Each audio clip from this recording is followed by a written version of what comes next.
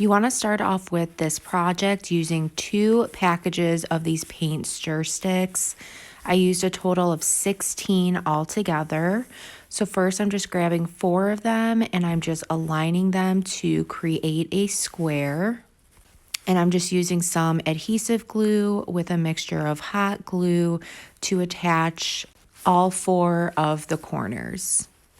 And the reason why I like using the mixture of the hot glue with the adhesive glue is because the adhesive glue tends to dry a little bit longer, but it has a stronger hold. And that hot glue dries a lot faster, so it just holds it together until that adhesive glue is completely dry. So now I'm going in with 8 more paint stir sticks. And I'm just aligning 4 of them in one section and then another 4 in another section. And then using some of these popsicle sticks, I'm just cutting them in half. And I just began hot gluing those popsicle sticks right onto the back of the paint stir sticks. And this is what's going to hold those paint stir sticks all together. So now using 2 more of the paint stir sticks, I'm just measuring them to size so that way they will be the same width as the 4 that I put together. Once I have that measured out, I just use this hand saw from Dollar Tree to cut those right up. And you want to just cut a total of 4 little pieces all together. Once that was complete, now I'm just using a mixture of Waverly chalk paint in the color Truffle with some water. And this just kind of creates a wood stain look without having any of those harsh chemicals that are inside of wood stainer. So I'm just doing this on all the wooden pieces that I put together along with those little pieces of the paint sticks as well. I then got these wooden dowels, also came from Dollar Tree. So I'm just using the same watered down chalk paint for these as well. And once everything was complete, you want to just allow that to completely dry. So now I'm just using some petroleum jelly. So you want to just put a generous amount right onto your paintbrush and then just put it down on the surface of your choice in just some random spots. And before going over that with a top coat, I just grabbed that square piece and I just hot glued those dowels going vertically and then going horizontally as well.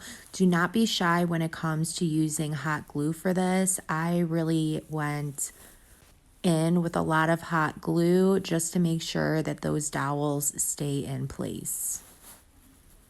So now it's time to go over this with a top coat. So I'm using Waverly chalk paint in the color Plaster. And I just gave all the wooden pieces 1 coat of this colored chalk paint.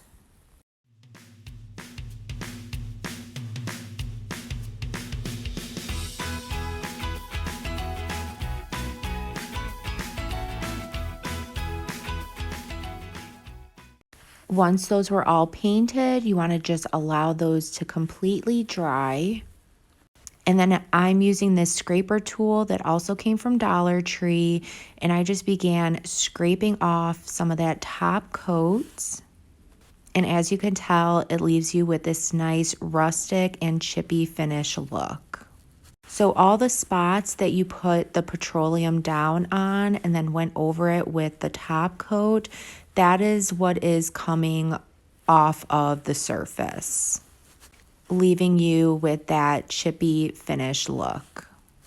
I then got this wired garbage can, also from Dollar Tree, and I just began by snipping the top part of the garbage can right off, along with the bottom of that garbage can as well.